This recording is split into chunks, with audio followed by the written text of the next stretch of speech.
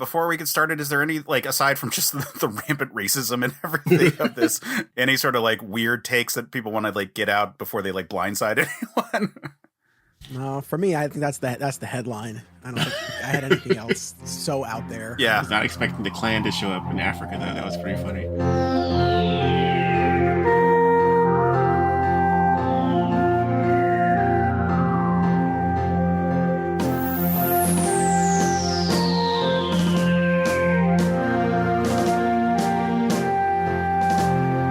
Hey everyone, and welcome back to the Men of Steel podcast. I'm Case Aiken, and as always, I'm joined by my co-host, Jmike Folson. Hey, welcome back, everybody. Hey, Jmike, can I ask you a question? Shoot. What is faster than a streak of lightning? More powerful than the pounding surf? Mightier than the roaring hurricane? I'll take Superman for 300, Alex. Yes, but not just any Superman, a famous Superman. That's right. Today we are continuing our conversation of the 1940s Superman serials. And for that conversation, we are joined by Anthony Desiato from the Digging for Kryptonite podcast. Hey guys, thank you for having me. I'm excited to be here. Yeah, Anthony, I'm so glad to finally get you on. I've been on your show before, but we've only crossed paths a few times so far. But as a fellow Superman podcaster, I have a deep amount of respect for you. Likewise, no, that's been one of the best things about becoming a Superman podcaster is connecting with so many folks like yourself. And I was saying off mic, this was a great opportunity to bust out the Fleischer Blu-ray set once more and revisit, in this case, the second half of serials. And I'm excited to talk about them. Yeah. I mean, so we've already talked about the Fleischer run, the first 9 episodes of those serials. And so today we're talking about the second batch, which is Different? it's different. They're less well known. You know, like I think everyone has seen the Superman versus the Mad Scientist like probably 1,000 times because it's just on and it's short and it's like, you know, iconic. And the shot of Superman like shoving the building over is such a thing. And the mechanical monsters are, you know, likewise like super iconic. We talked recently on my other podcast about Sky Captain and the World of Tomorrow, and it's just like almost straight up those exact mechs are just like stolen right out of it. But talking about the second batch, after the Fleischer Studios switched over to Famous Studios, these are a little more complicated. And just saying the name of the first one, I feel like I'm going to get demonetized. I like the way we keep calling him the second batch. Those other episodes, you know, they're a thing. Well, I mean, like, I will say this. So before we even get into the individual sort of breakdown, they do stand out individually a lot more. Like when we were talking about the Fleischer ones, it did sort of get to a point where it was like yet another mad scientist doing yet another thing from a secret hideout overlooking the city. It seemed to be sort of the routine of several of them. At least this one is different. Even the two that I would say are probably the most similar are actually from opposite perspectives. So that at least there's that going for them. Yeah, that's totally fair. I mean, and I commend you guys for splitting them apart like this. When I covered these on my podcast, we did all of them together, though we recognized the difference between Fleischer and Famous, and we did talk about those distinctions. But it is one of those things where I think there are a lot of folks who really just kind of conflate all of these episodes together. And then you have folks who are more knowledgeable about this and will be quick to point out that the first 9 were from Fleischer and then the remaining 8 were from Famous. And yeah, I mean, there definitely are major differences that are worth talking about. And so kind of carving them out in this way, I think is cool.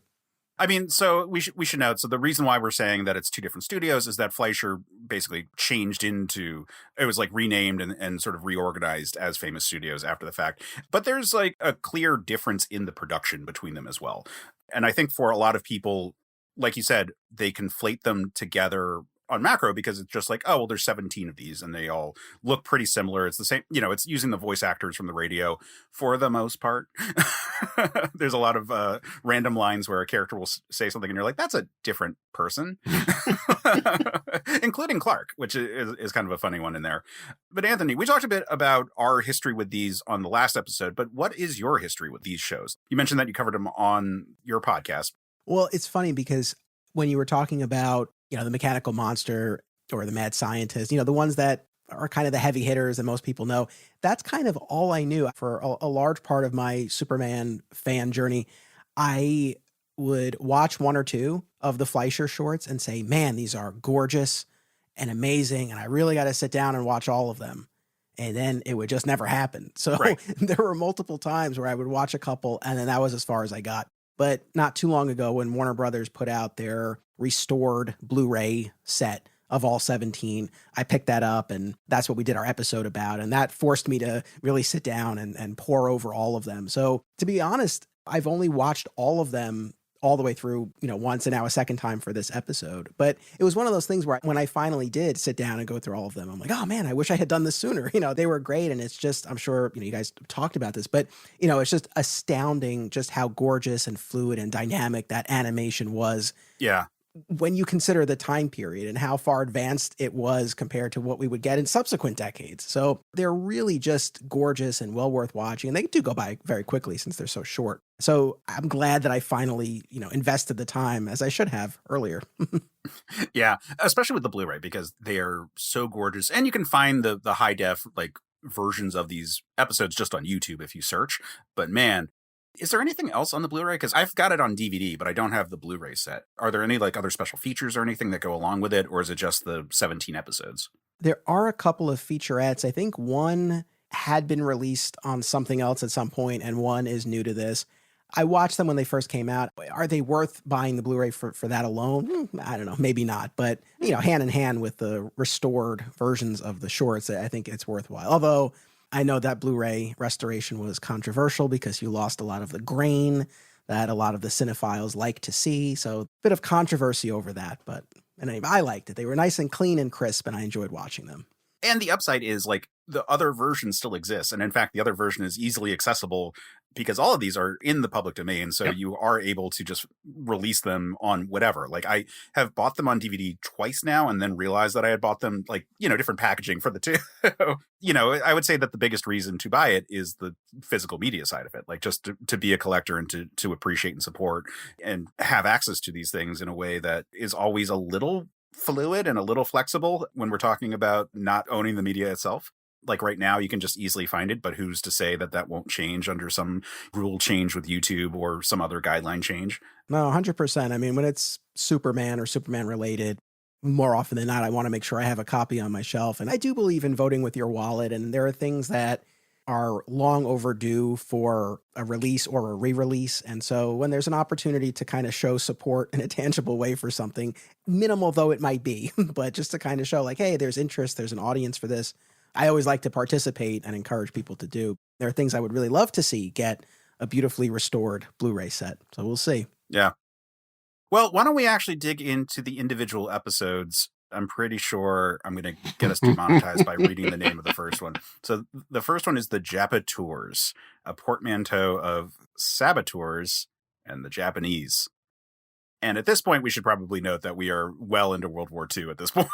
Very much so, yeah. So this one's hard to watch, I think is a fair way to describe it. I will say it is interesting to now be digging into okay, the war is going on. These are the pressures of the world, and trying to play up how is Superman relating to a thing that at this point the audience is very much thinking about. That said, it's fairly racist caricatures. I don't think fairly explains it enough. So reactions. Jmike, you came on hot when we first got on the call before we started recording. What was your reaction to watching this? Well, I mean, we talked about it in the last episode. We were like, oh, yeah, okay, it goes off the rails after a certain point. I was like, cool, it can't be that bad. It's just 1940s cartoons. And I was like, oh, this is how it is. I was not expecting the caricatures and that kind of stuff to come off so fast that early. Try not to get us canceled here. Right. It's a little rough, very rough with their accents and how they look and they're portrayed with their facial features and things. Yeah. For me, what surprised me the most about this, look, there's all the World War II propaganda Superman stuff from the era, the Slap a Jap cover and stuff like that were coming out at the time, because in addition to the war being full of propaganda that was already in full swing. In full swing. The racist elements of it for specifically the Japanese in the war It can't go overstated. Like, there was so much going on in the US. And I would say that these are the ones that really push that truth, justice, and the American way element of Superman in a bad light. But I will say that the other thing about these as a whole, but especially this one, this was the first one I watched in the order because it's the first one in the sequence. This batch has a lot of Superman shows up at the very end, and then it's very quick falling action from the point where he sort of arrives in a way that the earlier ones, I mean, Superman is kind of a defeats all problems anyway, but it was very notable with this one. Also, this is one where Superman seems to be flying more than jumping, and it kind of goes back and forth during this whole batch of episodes. Yeah, it does. Anthony, how about you? Any sort of like particular responses? I mean, I guess I had the quote unquote benefit, if you want to call it that, of not being surprised because I spent time with these not too long ago. So I knew what I was getting myself into in rewatching these famous shorts. And yeah, when we're talking about the depiction of Japanese people in this one and another short, and then when we get to the jungle drums later on, the depiction of certain racial groups, they're racist, to put it mildly. These people are depicted as subhuman. That's the way they come across on screen. And it's very ugly, and it's tough to stomach. You recognize it's a product of the time. The Blu-ray, interestingly, has a disclaimer in front of those particular shorts. Oh, really? Yeah, essentially saying that they do play into stereotypes of the time. They were not right then and they're not right now, but that the shorts are presented as they were originally made for posterity's sake or whatnot, which I do appreciate. And I'm not taking on my soapbox, but I do think that's the way to handle something like this, not to try to edit or omit them from the Blu-ray or whatever. They're there, they exist, and you want to kind of confront them and reckon with them. And so I think, in my estimation, I think that was the appropriate way to go about it. That's just like the elephant in the room when we talk about these. What kind of breaks my heart about them is that aside, it's actually kind of interesting that we're delving into these World War II espionage type stories. Right? Like that is the weird part here, where if you didn't have what is a huge red flag for people looking at it from a modern lens, the story itself is the first time we're really dealing with World War II in the Superman stuff, and the actual espionage part is actually really cool. Well, because you look at the first batch, the Fleischer ones, and they're gorgeous and they're timeless in a lot of ways, and he's fighting monsters and dinosaurs and whatnot. Multiple kaiju fights. Yeah. And there's something that's really appealing and awesome about that. But then to kind of segue into something that is more of the moment, that what was going on. So the idea that there would be these stories dealing with World War II makes sense. And so, yeah, I wish that they had been presented differently, because I think we would appreciate them and get something different out of them. But, just kind of execution aside, but just on paper, the idea of doing those types of stories is intriguing. Yeah. We also get a really cool use of a Clark Kent change into Superman in this one. He uses the elevator, and we get cool shots of him sort of like changing as it's going up. How did no one notice that? How no one would have noticed that guy? It's like, at least like when he does it normally, he's on the ground and it's like a covered area. But he's going up in a well-lit elevator. Okay, the background is really well-lit and going up in the middle of the air. I was like, how did no one notice that? It's tough. And, these days, everyone's got their heads buried in their phones. So, these days, I think it's easier to be like, nobody's paying attention. But then, what were people looking at? They were just looking around. So it's harder to hide. Hard to really say for sure. I mean, like, you could make an argument that he is a newspaper man, and so probably a lot of people were reading the newspaper at the time. A Clark Kent article is the best cover for Superman, actually. Fair enough. I have to say, in terms of other things that stood out generally, there was a really cool transition between scenes here when our saboteur burns the cigarette on the newspaper and then it kind of opens up into the next scene. Like, I thought that was cool. Oh, yeah, yeah. Again, the quality of the actual production doesn't really dip. Like, there's certainly a difference in it. Like, you can see some animation shifts in it all, just because the studio, there's a little bit of a gap between them. Not a huge gap. It's like a couple months. And then some moving around, but the overall quality of the actual productions are very good. Yeah. Like when he was laying the plane, like the animation of him laying the plane and like the plane actually hitting the ground looked awesome. Him stopping the plane and bringing it down and the wheels bouncing on the ground and everything looked great.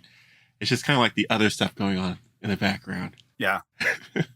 I don't know. I don't know that I was as hot on the animation in this batch. I'm not saying they're a world apart, but I mean, part of it is, this one, I think you get a fair amount of action, but to your point about the other ones, it's just, there's a dynamic quality that I feel you really saw in that first batch, less so here. And the other thing, and this is maybe minor and maybe superficial and nitpicky, but I feel in these famous shorts, they just give up on the belt, on the yellow belt. Oh yeah, And totally. it was really annoying me after a while. And then my mind was playing tricks on me and I was like, were they diligent in the first batch? And I went back and I watched and I was like, yeah, no, they were. So that kind of bugged me. Yeah, rewatching these because I didn't watch the whole batch, and it's been podcast time is weird. So the last episode that dropped is the Fleischer one, but it's actually been like over a month since we recorded that episode.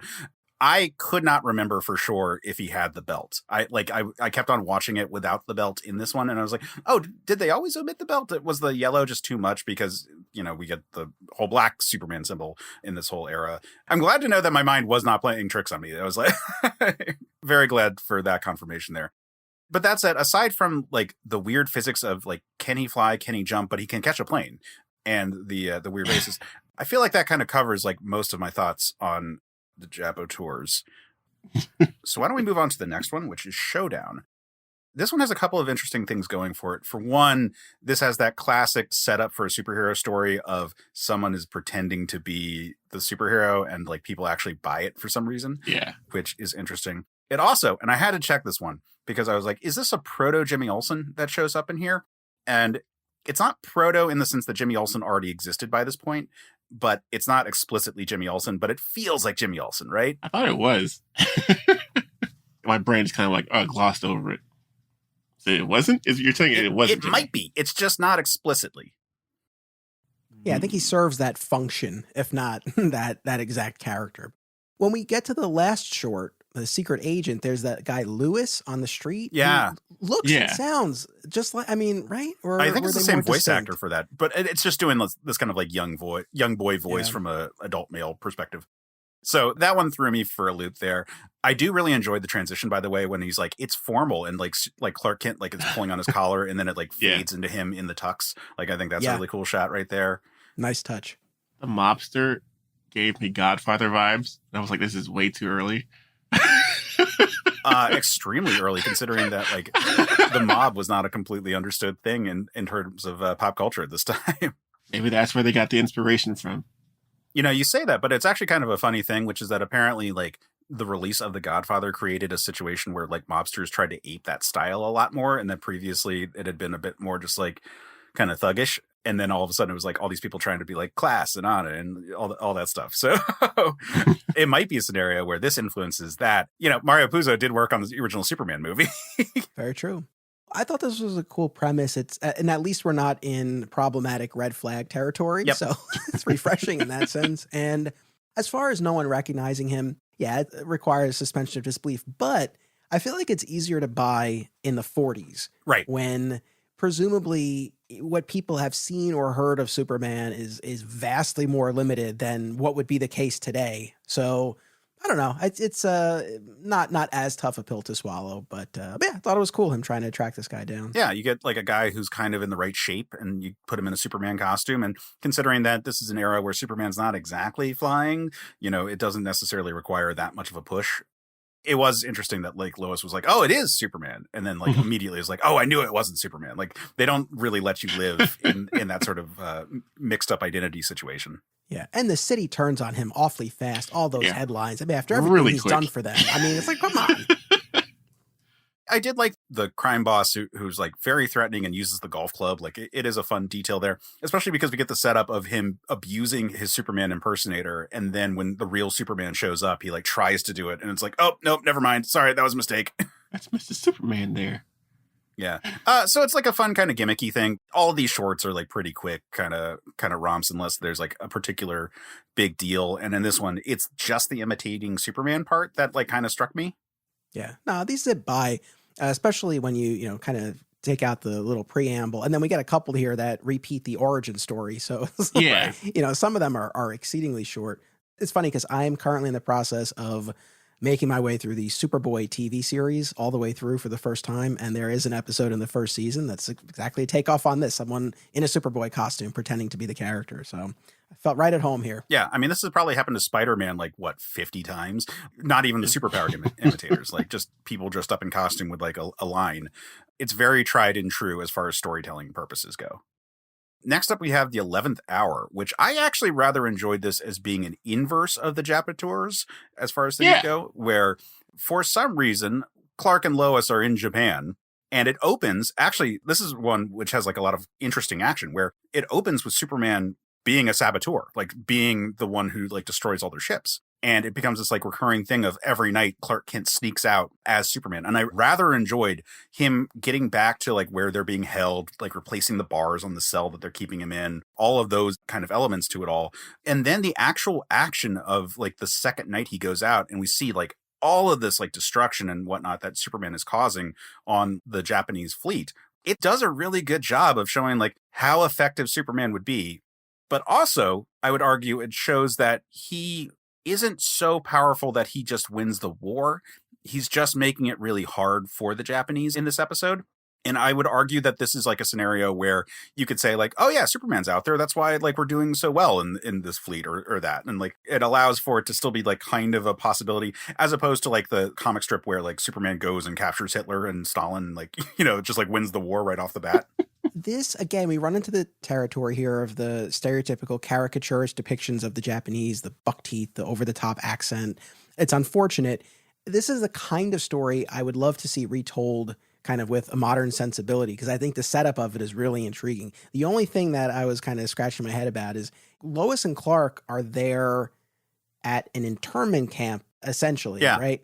Mm-hmm. Yet it looks like a hotel. I mean, it's like quite, I mean, I know they're under lock and key and whatnot, but the actual digs that they're in, you know, don't seem so bad. Yeah, Clark gets back from the first night out that we see, and he just like switches into a robe, and it's like that's like a comfy looking setup. And they have separate rooms, like they're talking through through a door. I mean, yeah, sure, there's guards outside, but it does seem like just like you said, like a hotel or like an apartment building that's been converted into whatever kind of prison they're in. So I was never quite clear about the details there. I don't know. It just sort of like it opens in media res, and like I don't think it ever really explains anything beyond that. But very interesting action. Like Clark ripping through the Japanese fleet is really cool. And then them using Lois as a hostage specifically to try to like restrain Superman. How do you combat Superman? That was like a good question right there, because normally we don't have to deal with that question if the civilian populace that we're witness to are the ones that are on the same side as Superman. And so here being like, okay, well, this is the other side of the war.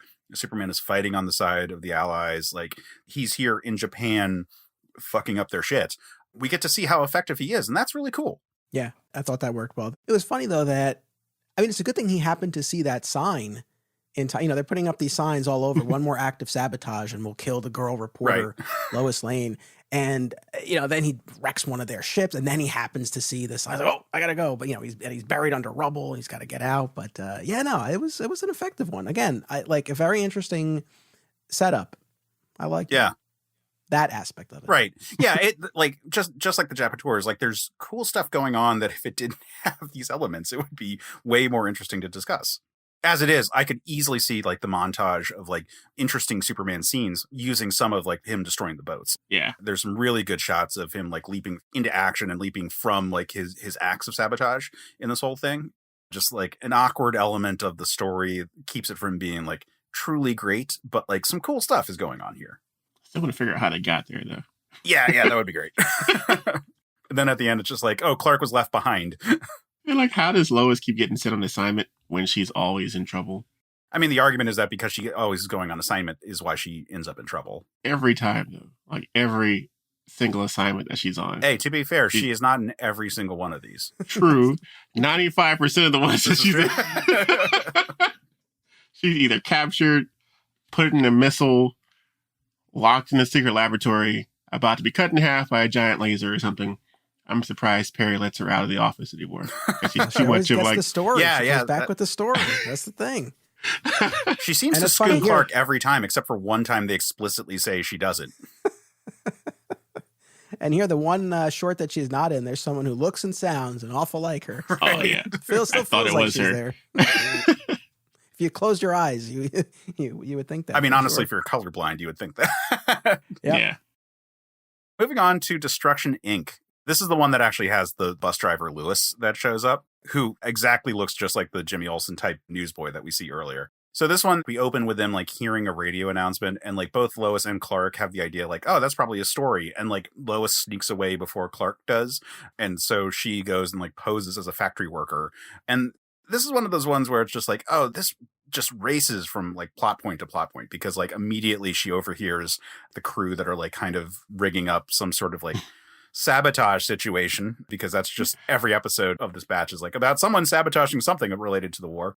And she sneaks up to overhear them like messing around with what's supposed to be like a dummy torpedo, but in fact, instead they're loading it up with dynamite, which I'm like, dynamite? Like, really? That seems like a very simple like explosion to like describe, but I guess like for the audience, it works pretty well.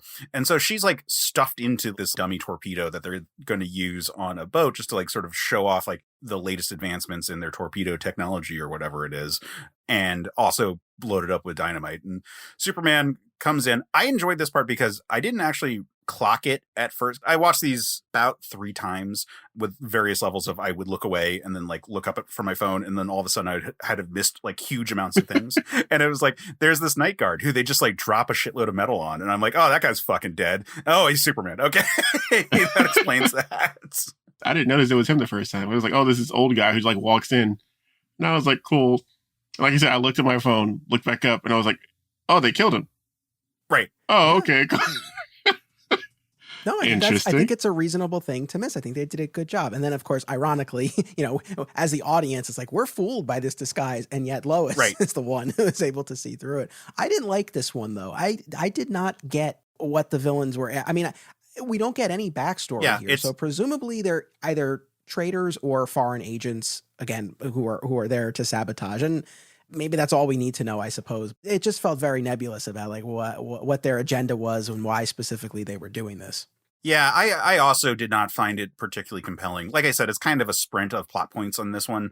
Even the objective of like, well, they're firing a dummy torpedo at a ship that is like very clearly like this like used like rundown ship that they're aiming a torpedo at, regardless of if it's a live explosive in it, it's gonna puncture it or do some like I don't know what all the goals are here.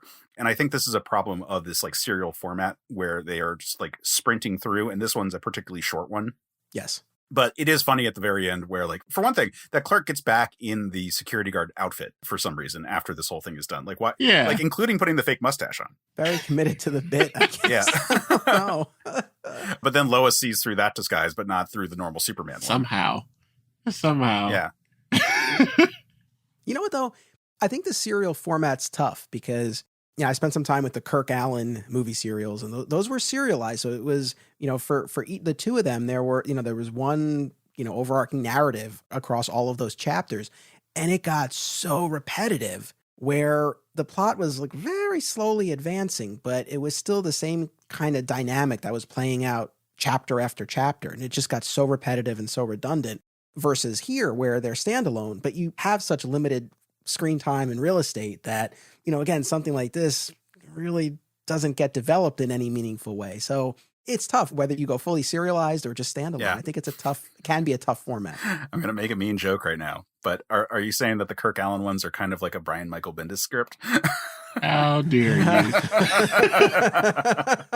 I have liked a lot of what Bendis has written. I just need to say that part out loud because I've ripped on him a few times. But yeah, that's my biggest complaint about his stuff. And you're right. Like calling these serials is probably the wrong term. Shorts is a more accurate term. And I think it goes back to the way a lot of comics are, where at the time they're so tight. But unlike a comic that can be like one story in multiple in a regular comic issue, you can't like control the pace of it. So these move very fast. You can't, go back a page. You can't like linger on a panel or anything like that. And as a result, every time we like kind of look down at our phone, we would miss like a severe plot point if they even explained it at all. Yeah, this is one you could pay attention all day long and you're still not going to know what exactly their deal was. Like I said, I watched all of these about 3 times, and I still have no idea what they said at the beginning on the radio that they're like, that sounds like a story. It just is very quick and just like moving on. Speaking of moving on, why don't we move on to The Mummy Strikes? Okay, so this is where these shorts are getting into like a weirder space. So I'm a little bit of a Bronze Age history nerd. So I appreciated quite a few of the elements in here. And at the same time was like, they're getting some stuff right. There's like a weird thing about like Upper and Lower Kingdom Egypt being at war with each other, but at the same time, this is like mid-dynastic period, and then there's like inside a pyramid, which would mean it should all be Old Kingdom and it should be unified. And then the art style is like a pretty good approximation, except for it's missing the like one key detail of like Egyptian art, which is that all of their features should be present, because that's like a whole thing about like depicting like everything's important to who you are in it all. Sorry, I just needed to go off on the diatribe for a second there. Learning so much. But that said, like, okay, so obviously this is inspired by King Tut and by the various like What? Really? King Tush? I know, King Tush. King Tut? Which, okay, so that one infuriated me, that the amount of times I kept on saying, like, this is the tomb of King Tush and everything like that. Where I'm like, you know, it's Tutankhamun, right? Like, everyone just, like, abbreviated it for the sake of it being easier to say. But all of the names that we have are, like, super long. And everything that we call it that is shorter is still just, like, one part of their name or things like that. That said, I enjoyed the fact that this was Clark was the person that they called to bring into the situation. Like, it's good to remember that, like, oh yeah, sometimes he's a capable reporter in his own right and isn't just like Lois Lane's like bagman. I mean, for me, I think when being a reporter is only a cover, like he just does it so he can be there to learn about trouble right away. I don't care for that. I like when it's more meaningful, when he's good at it, when it's something that he derives some meaning from. And not that we get that much depth here, but still, I like this, that he was actually working a story. It wasn't just like, oh, you know, he happened to be there. Well, and he's working a story that is saving a person's life, you know, because there's this whole, like, this woman finds a person dead with a syringe and they're like, isn't it weird that you are the person that found him dead and there's fingerprints on the things? And it's like, obviously she called the police like that. Like, the circumstances are very finicky for like having this particular killing situation. But so the whole idea is, though, that this woman who finds this professor dead is blamed for the murder. And like we see these headlines where it's like, oh, she's guilty. She's guilty. She's guilty. But Clark gets called in because a different professor is like, oh, I actually think there might be a different explanation. And then I felt very weird about this part, which is that they perfectly recreated, and in large part by like taking artifacts from the burial site and like rebuilding it in Metropolis, which, talk about things that like have not aged well. That feels a lot like grave robbing right there. I'll be honest, this was, I guess I'm back-to-back downer here, but I did not care for this one either.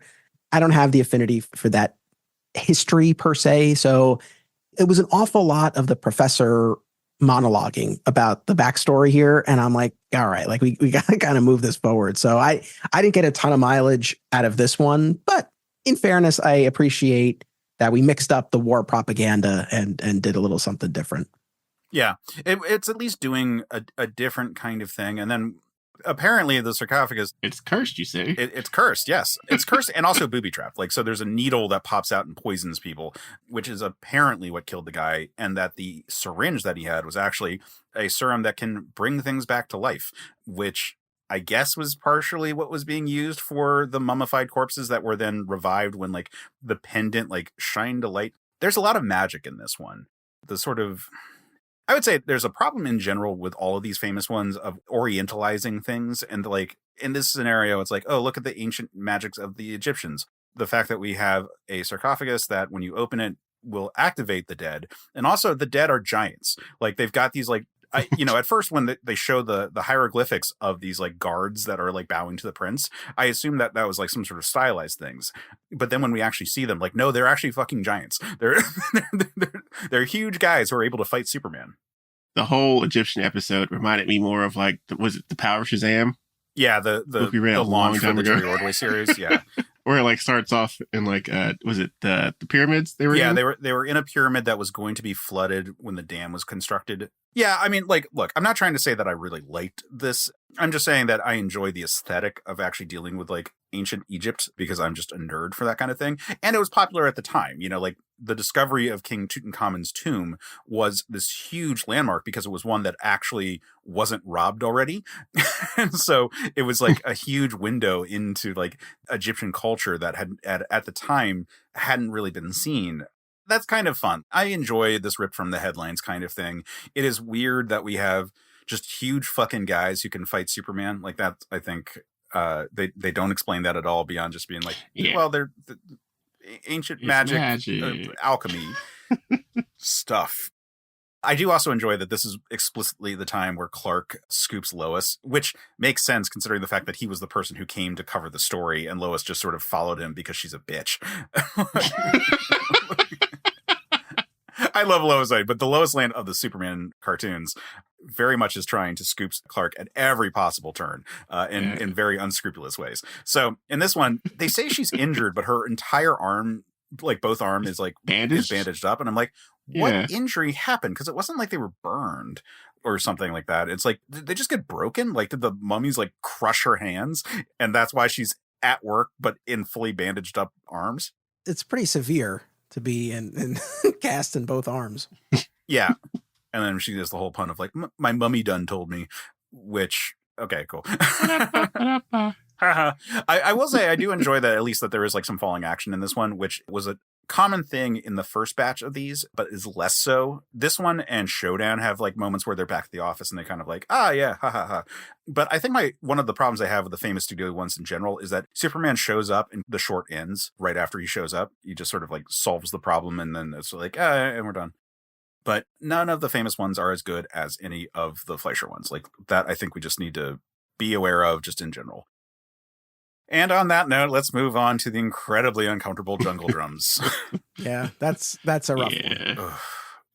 So on the one hand, they don't dehumanize the Nazis. Oh. But they do dehumanize like crazy the African civilians that the Nazis are manipulating. Ugh, God, I don't even know where to start with this one because it's like actually pretty fucking gross. It's an episode. That's the way I'll put it. It's an episode.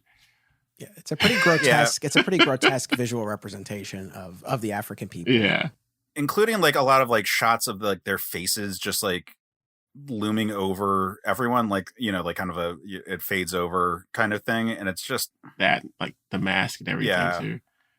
Oh, huh. But anyway, Nazis set up a secret base in Africa. A plane gets shot down with Lois on it. There's like plans so Lois is like trying to hide them, but she gets captured immediately and she like hides them in the jungle and under a rock. Yeah. Superman follows her and like parachutes down. I do appreciate that he parachutes down as a way of keeping his cover when he comes in. It didn't look like he told the guy. It's like he just jumped out the plane. And I was like, did the guy know that he was leaving? Because the guy was talking to him. He leaned back and talked to him, and then Clark just jumps. And I was like, oh, cool, I guess. Yeah, I mean, like it makes enough sense that when they're like, oh, there's something going on, and he like goes and joins. Oh yeah, the plan is the U-boat stuff. It's like the location of where the U-boats are going to be. Mm-hmm. Because then that's the whole thing that like Lois like gets the message out and they're able to like destroy the fleet. So that's an interesting one because there is the anxiety of the era, which I don't think the three of us can relate to specifically because we're children of the 21st century. We have different anxieties. Yeah, exactly. But we have to remember that World War I and World War II era, like the U-boats were terrifying because they were just like this invisible thing that just caused ships to go down. That's at least an interesting element there. You know what? Also, too, the fact that the plane that Lois is in goes down, the pilot dies. And, in that other short, too, the night watchman whose body is sinking into the swamp, he's been killed. I mean, these stories had teeth. Yeah. There are stakes here. Yeah, absolutely. But yeah, man, the presentation that like the Nazis are able to just like manipulate African citizens by way of like superstition, and then like it's gross. This is a gross one. Like this one definitely needs a warning beforehand when you're approaching it. You guys want to move on to the next one? Sure. Okay. So the next one is just a fucking acid trip, the underground world. Hey, I thought this one was kind of like, oh my gosh, Thanagarians. I know, right? Right? That's very much that I was vibe. like, oh crap. Like the lost tribe of Thanagarians that landed here on Earth like millennia ago. Oh crap, this is awesome. And I was like, oh, it's just not as exciting. Okay, so we find in this massive cave structure that there is a race of bird people living. And let me ask you this question. Why? Like I said, Thanagarians might have crashed here a long time ago, and they're like the last tribe, and they've been living underneath the crust forever. That's all I got. Yeah. No, it's just like kind of funny because you're like, if these are supposed to be naturally occurring, like why would they be inside the caves? Like why wouldn't they be like out in the world? Right. Because it's like I feel like if you were gonna make them bird people, this could have been some sort of secret mountain hideaway or something. Yeah, right? up in the mountains, right? Or like in a big forest. Yeah, it was an odd combination. I mean, like, wouldn't it be funny if it was Superman versus the Mole Man? Yeah. There you go. I mean, you can't do another mountain fortress again. I know. Like, look, I overall enjoy this one in that it is a weird acid trip of a thing. For one thing, I find that the line work in this one is very soft. When they're outside and everything, it has this like kind of Disney picturesque kind of quality to it. I love Clark in his like exploration outfit that he's wearing. It feels like very Doc Savage looking, but like a mild-mannered version of that. I like Lois and the Doctor like kind of just like going to explore. And I like that they set up why they're going, which is that like they go and they talk to Perry White and like it's like, hey, there's this whole like cave system that I would like to explore that I've got information because of my dad and yada yada. You know, like there's actual setup for why things are happening in this one, which is not the case for all of these. That's kind of fun. It is weird that it's just like there's fucking Hawkmen like living inside here. And they've got this whole civilization built around. Is the deal that they like put the people in molten metal, like molten gold, and that's they get the statues of people? I think that's what they were hinting at, yeah. So that reveals what happened to the dad in the first place. It's like, there we go. Again, teeth, or rather beaks. You know, correct me if I'm wrong, because now I'm like scanning through all of these in my head. But I mean, this one is an outlier, right? In that, I guess the Egyptian one like dabbled with the supernatural, but still, like all of these, except for this one, are still grounded in reality, more or less. Right.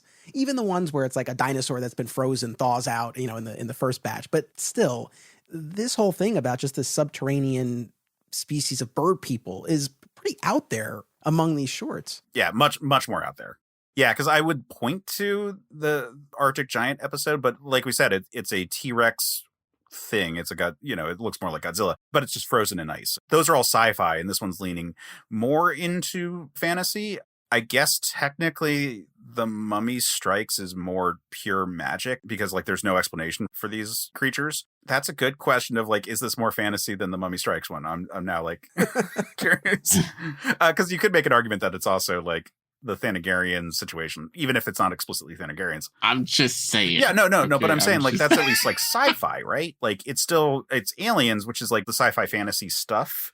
It's definitely a weird out there kind of world. And I enjoy at the end that they can't tell the story. That's kind of a fun part about it, where it's just like, this is really fucking weird, guys. I don't know why they feel it's so fucking weird, but like they think it's really fucking weird, and it's a thing that we can't reveal to the world. Yeah, I mean, Perry White, he just burns it up. I mean, they print stories every day about a guy who can leap/fly. So it feels like, people might be able to buy this story. But yeah, I don't know. Like that aspect of it was interesting. And he burns it up, and it's like, that's the only copy, right? I mean, that's no bad. Yeah, they have pictures. They have pictures of these things.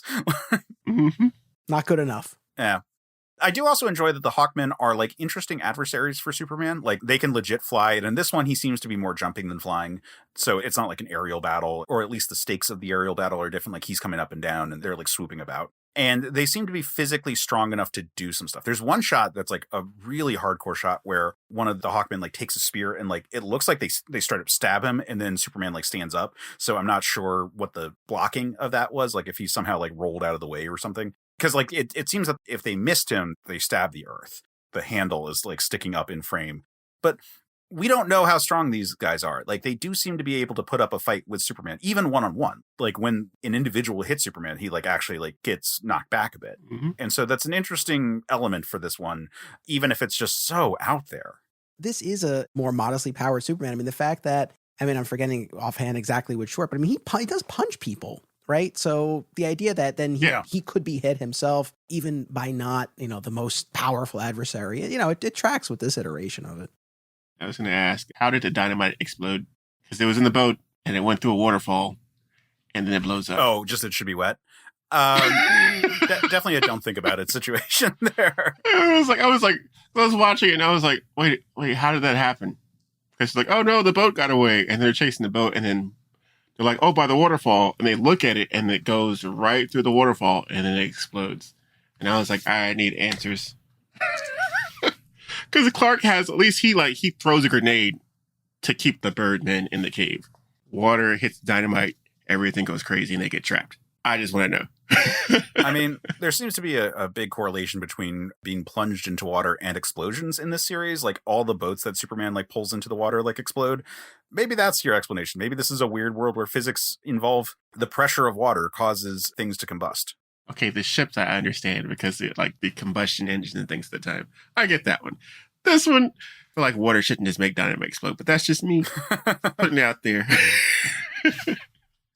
Why don't we move on to the last of this group, which is the secret agent? So we referenced this is the one that doesn't have Lois Lane, but it has a woman who appears to be using the same model as Lois Lane, except she's blonde. And it's also voiced by the same voice actress, Joan Alexander. So, the fact that it's not Lois Lane is sort of like if you squint. Are we 100% sure that it's not Lois Lane? I mean, presumably Lois Lane is Lois not Lane with a wig. Was not. I mean, but I guess now that I'm starting to say it, like, it would make sense for her to go undercover and like dig something up like that. It is surprising that they didn't even just bother just making it Lois, like where she had gotten the story and now is in danger. Because like we would all know that Lois wasn't going to die. And maybe they wanted the stakes of this person. Who knows? But yeah, so we have this informant who had infiltrated a group of saboteurs, because apparently that's just this, major thing that everyone is always like concerned about. And she like goes to the police and is like, I've got all this data and it's going to reveal everything. And then they're after her, and Superman has to like step in and save her. This is definitely the most like in the American way. It concludes the episode with Superman like taking her to Washington, D.C. and we get this like big aerial shot of the Capitol. And then he like, flies off saluting the flag. Yeah. So certainly in terms of like the patriotism angle, it's like very much there. I know, that's the note we end on. We end all of these shorts with that. I thought this was a pretty dynamic one. There were some cool chases. In that main car chase, you get Clark jumping onto the back of one of the cars. Yeah, that's a really good shot. Yeah. Mm-hmm. So that was cool. And I'm trying to remember if this is the one where Superman has like knocks a few people around. I can't remember, but you are right. There is like a fight at one point between Superman and like a bunch of just guys. And I remember watching it and being like, don't they know he's Superman? Like, like they like hit him with like a sledgehammer. It might not be this one, but like you're right. There is like a scene like that in one of these that just the whole time I was like, that's strange. Like I feel like he is established enough that they would all just know. Like considering that the second episode in this like batch is like, oh well, we got to pretend to be Superman. That way, no one's even going to bother trying to like stop us. But then reverse that. I don't know, Jmike, what were your thoughts on this one? I was confused because I was trying to figure out, like, all this other stuff was going on, and I was trying to figure out who exactly the saboteurs were. So I was like, are they German saboteurs? Because I feel like one of them had a German accent. Either they're German saboteurs or they're wrong. working for the Germans, but I'm not sure which. I was like, okay, cool. But I'm still convinced that was Lois Lane with the wig. Yeah, I mean, she definitely gets into Lois type situations. Like, it is a really dramatic sequence where she's like in the gears of the bridge as it's like coming together, and like Superman has to stop the bridge itself to stop the gears. Like, that's a pretty cool shot right there. It's fantastic. Yeah, this one I feel like. That's why I thought it was Lois. Like this one ties. Yeah, J. Mike, I like your headcanon, man. The Thanagarians in the last one, and this is Lois undercover here. I'm on board with it. I feel like this was a fun one that kind of, especially for the second batch, tied a lot together. Not narratively, right? They're all standalone, but just kind of playing into the theme of the sabotage, but also, again, I think being very action-packed and high stakes and high tension and more dynamic. I think among the more dynamic ones that even in certain respects kind of call to mind the first batch. So I don't know. I like this. I thought this was a solid note to go out on. Yeah. Relatively. Right. I just feel like this was like a weird one to end on, though. Like this would have been like one of the middle episodes. Because the other ones were kind of like, what is happening here? And then you're like, bam, they hit you with like, oh crap, this is really cool. And it's over. It does have a very fast ending to the episode. Like he takes her to DC and then just like pieces out. It's not one of those ones that have them like chatting at the Daily Planet afterwards. It's just like Superman saves the day and the episode's over. But we do get that salute. And like, it's very patriotic at the time. And it feels more like the first batch, frankly. Minus the fact that it's, missing Lois and all that. The stakes are, a bit more mundane and the action is ramped up pretty well. I really thought we were going to get a conversation with him and the president at the end. Oh, yeah. I forgot the exact ending and I really was waiting for that. But yeah, no, like you said, he just flies away, salutes the flag, and we just linger on that flag and then we're out. God, can you imagine if FDR just showed up? Thank you, Superman. Your country thanks you. This is a day that will remain in not infamy, fame. Yes. I overall enjoyed this episode. And you know what? Like, look, this whole chunk of episodes have the pressures of World War II really like coming down on everyone. You can see that that's what they just can't stop thinking about at this point, even to the point where the ones that are like completely unrelated are detours from this like larger war effort kind of plot that we keep coming back to, every other episode or less than that. The other ones are like feel very ripped from the headlines. Like, again, Mummy Strikes. There's this whole pop culture like wave of interest. Mummies as a supernatural like threat was a new concept. It didn't exist prior to the 20th century the same way that like vampires did or like other kind of undeads. It's very specifically linked to the culture of the time, and that shows that it was like the du jour kind of thing in the zeitgeist to talk about when this one came out. But aside from that, the rest of these are like, man, the damn Nazis and like those damn Japanese Nazis are big threats that we have to like deal with in these. And you can see the window of time that these were made in. Yeah, from that historical perspective, they are very, very interesting. And, you keep in mind, too, people going to the theater to see this at that time, looking for some kind of escape and to see their favorite character, in that type of situation, helping to turn the tide, even as he's sweating to do so, right? Struggling like we saw when they were over in Japan. I mean, you could definitely see the appeal and like why these would be the kinds of stories. These have a very distinct flavor, this second batch. Yeah. Of this batch, what would you say your favorite and least favorite were? Well, can we all agree? I mean, like the jungle drums or was it drums of death or jungle drums? Jungle drums. Jungle drums. Can we all? I mean, I feel like that might be. Yeah, I think that. Yeah. We'll just like make that one the worst. De facto. So other than that, the Mummy Strikes one that really, I just really felt like that one dragged. So I'd probably say that was my least favorite. And my favorite, I don't know, might be Secret Agent. I like that one. Yeah. Because I guess it made me feel the most like that first batch. So that'd be my favorite and least favorite. Okay. Jmike, how about you? Oh, man. I have a tie for my favorite, mainly because of my own headcanon. Because I love Thanagarians. And, the Underground and Secret Agent are probably tops for me. The other one's not so much. I'm still really confused about the Mummy one. That's fair. Like I was telling Case, like it made me think too much of Shazam.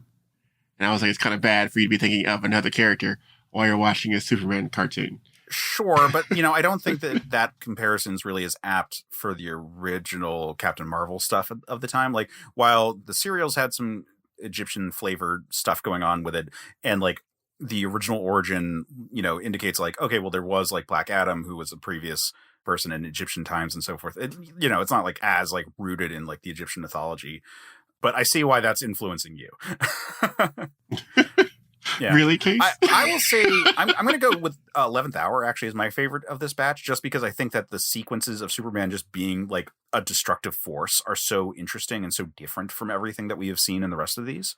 I would say Secret Agent's probably my number 2, and then like least favorite.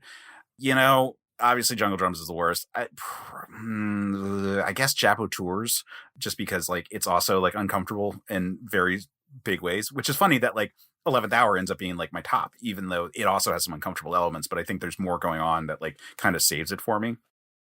Here's the question. If you were just introducing people to all of the Fleischer famous studio shorts, would any of these make your list of like the, 5-ish that you would show a person? Yeah, my top 2. You think Underground World would beat out like the Magnetic Telescope? Well, it's not going to beat out that one. Okay, it's like it introduced people to the series. I would have them watch one of those two, just because I'm like, hey, Thanagarians, hey, they were thinking about it back in the 1940s, hooray! It was a thing back then, but especially Secret Agent, because that one kind of like flows with the rest of the series more than these other ones we're not going to name anymore, that just kind of exist in their own little parallel pocket dimension. That's fair. Anthony, how about you? If you were introducing people to these cartoons in general, like, is there one, like, would these make your, like, top 5? So if we're talking pure quality, like if it was really just, hey, you only have time to watch 5, these are the 5 best. No, I would not pull any from the famous batch, just in terms of just the quality of the animation and that dynamic aspect and the action. However, if the mandate was not, these are the 5 best, but if I was really trying to give someone a representation, you would have to take one of these Saboteur episodes to show like, okay, like then in the second batch, we went all in on the World War II propaganda, and this is the territory we were in. And I'd probably go with 11th Hour, like, because I think that is probably the best of the propaganda batch, so to speak. So that's kind of where I would land on that. Because I think, I mean, yeah, if you really want to give someone like, this is what these are about and this was how they changed and whatnot, then yeah, then I do think it's important to have that. But just in terms of quality, no. Yeah, that's fair. I mean, I think that if I was trying to show people like 5 of them in total, and like 5's an arbitrary number, but like I would say I'd probably mix in, 11th Hour and maybe Secret Agent might make the list just to be that overview and also to make it a little bit different because, again, the first batch has a little bit of a sameness kind of problem to them. So like once you've done both the Superman versus the Mad Scientist and the Mechanical Monsters, like, do I need another Mad Scientist one? And I'm like, nah, maybe not. So if I was trying to make a collection of them, I probably like, I would omit the Bulleteers, like, just because that one makes me angry all the time that it's not rocket packs or some kind of bullet car. Instead, it is just a vehicle. And they have car chase sequences. I'm like, why? You can fly. Again, I think we're all in agreement that like the first wave had much better production quality to it. The writing in general, there's much more interesting interplay between Clark and Lois. This one, it's sort of like their dynamic is already established and we're not really spending as much time with that. I'd say the 11th Hour probably gets the closest to like the true banter of them, especially when like Lois is like, Clark, are you awake? And it's like, who can sleep with all that noise? And, yada, yada, yada.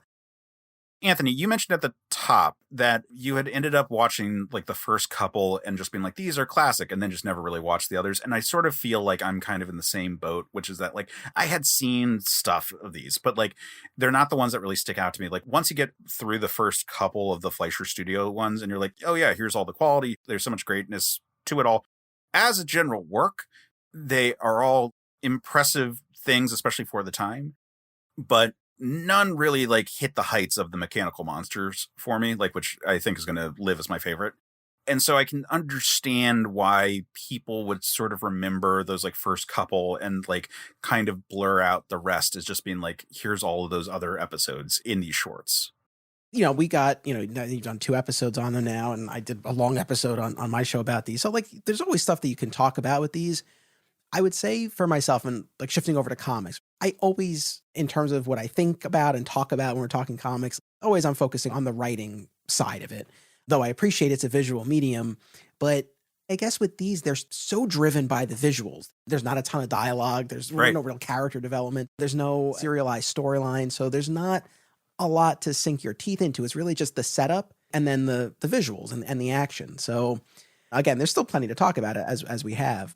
Yeah. And I think also there's a context that we haven't really talked about, which is that these shorts would have been preceding like other features. Yeah. Like I watched these in like mass sittings, but if you were just getting them as like a little taste and it was, a month apart each time when you happen to be at the movie theaters, like that would be a, really nice kind of like little amuse-bouche before whatever movie you're watching. Yeah, for sure. And I feel like that would make some of the ones like The Mummy Strikes a little bit more palatable. Just because it's just like, oh, here's like a little romp before we get into whatever movie we're talking about, which is also a vibe that we don't relate to because that's not how we experience media anymore. Yeah, no, I agree completely.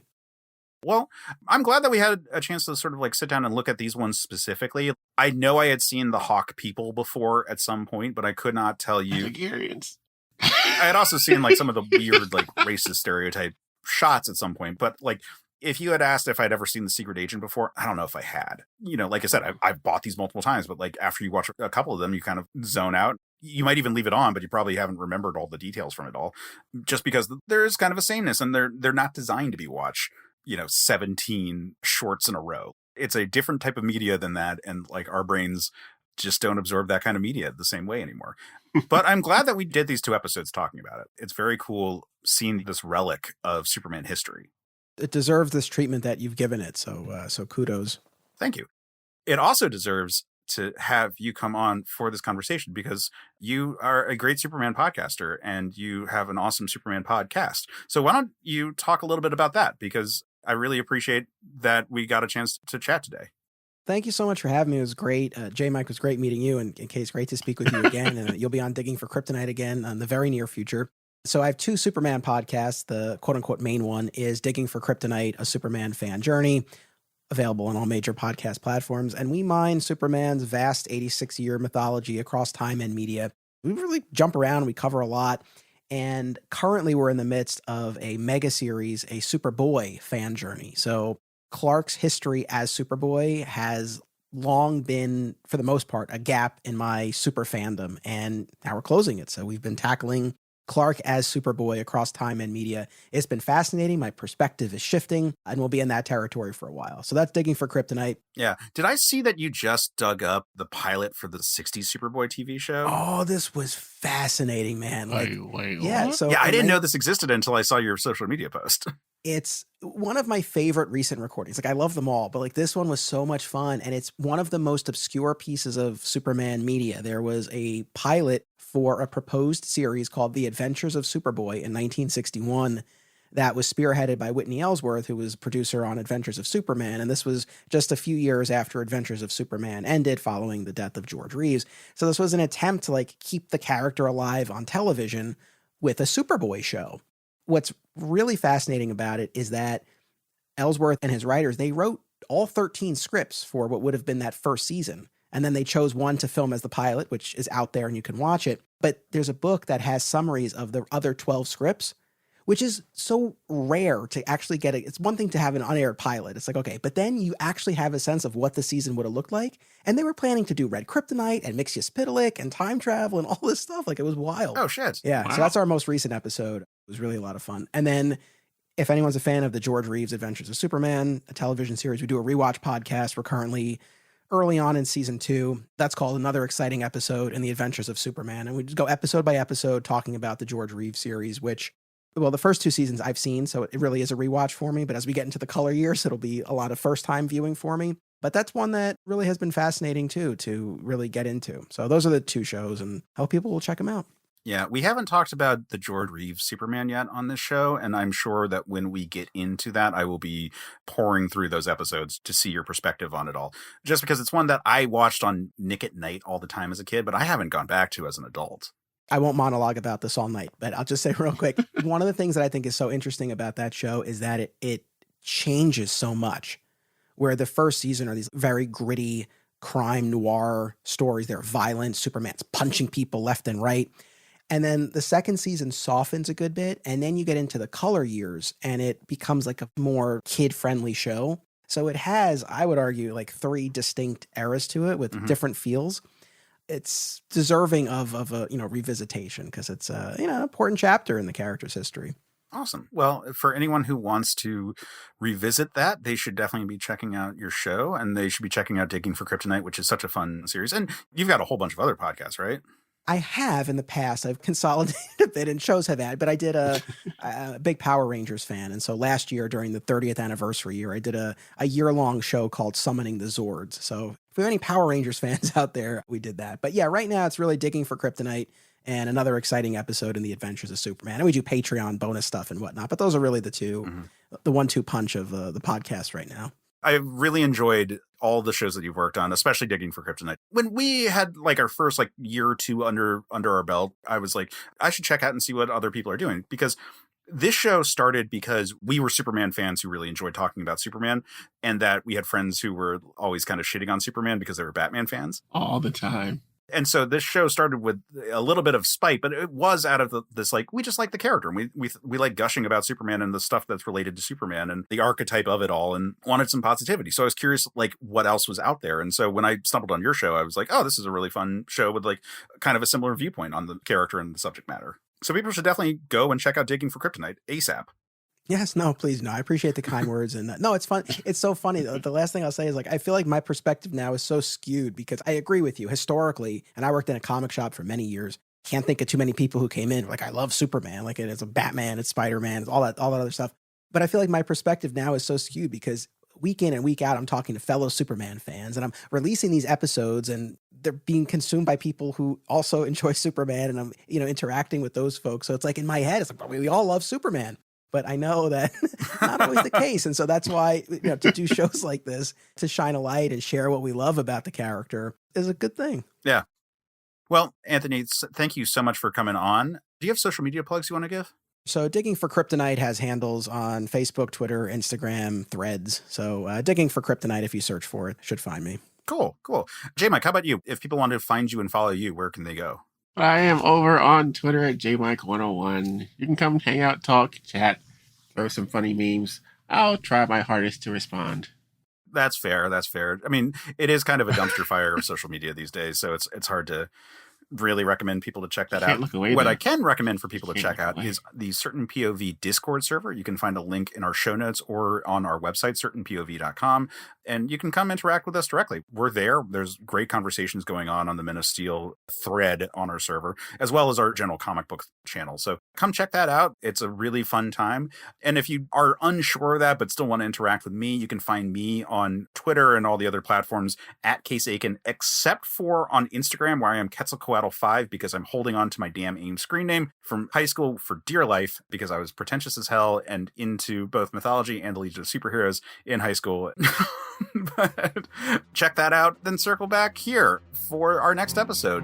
Until then, stay super, man.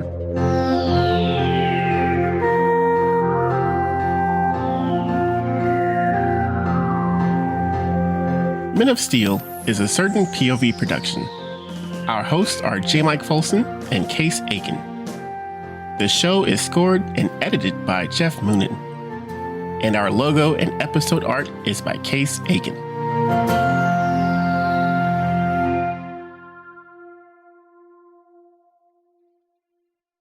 Hey, Nerf herders. You sure you want to go with that? Hey, everyone. There we go. More inviting. Have you ever had a movie that you really wanted to love, but something holds you back? Or one that you did love in spite of a flaw? Well, I'm Case Aiken. And I'm Sam Alisea. And on Another Pass, we sit down with cool guests to look at movies that we find fascinating. But flawed. And we try to imagine what could have been done when they were made to give them that little push. We're not experts. We just believe in criticism. Constructive criticism. Sure. So come take another pass at some movies with us. And every now and then, we can celebrate movies that did it on their own, too. You can find us at certainpov.com or wherever you get your podcasts. Pass it on.